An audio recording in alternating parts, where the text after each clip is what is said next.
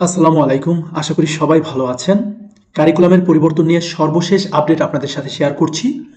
নতুন পাঠ্যক্রমের ছবি এবং বিষয়বস্তু সহ যে সকল সমস্যা আছে তা পরিমার্জন শেষে পাণ্ডুলিপি খুব দ্রুত মুদ্রণে পাঠানো হবে। নবম দশম শ্রেণী এর আওতায় থাকবে না।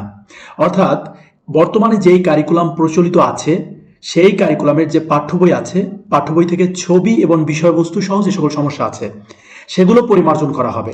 অর্থাৎ যেই বই ছিল সেম বই থাকবে, শুধু যেই ছবিগুলো এবং বিষয়বস্তু নিয়ে যে সমস্যা আছে এবং এর মাঝে টুকিটাকি যে সমস্যা আছে এগুলো বাদ দিয়ে তারপরে পাণ্ডুলিপি খুব দ্রুত মুদ্রণে পাঠানো হবে। নবম দশম শ্রেণী এর আওতায় থাকবে না। কেন? আগামী বছর যারা এখন নবম শ্রেণীতে আছে তাদেরকে দশম শ্রেণীতে পুরাতন কারিকুলামের আলোকে সংক্ষিপ্ত সিলেবাসে 2026-এ পরীক্ষা দিতে হবে। অর্থাৎ যারা এখন নবম শ্রেণীতে আছে তাদেরকে দশম শ্রেণীতে গিয়ে পুরাতন কারিকুলাম পড়তে হবে এবং তার সংক্ষিপ্ত সিলেবাসে তাদেরকে পরীক্ষা দিতে হবে। আর যারা নবম শ্রেণীতে উঠবে তাদের আবার পুরাতন কারিকুলামে পড়তে হবে। অর্থাৎ বিজ্ঞান, মানবিক এবং আপনার ব্যবসায় শিক্ষা শাখা তিনটাই থাকবে। সো এই ছিল সর্বশেষ আপডেট। কেমন হলো বা এই আপডেট কি আপনাদের জন্য কি ভালো হয়েছে নাকি হয়নি অবশ্যই আমাকে কমেন্টে জানাবেন। আল্লাহ হাফেজ।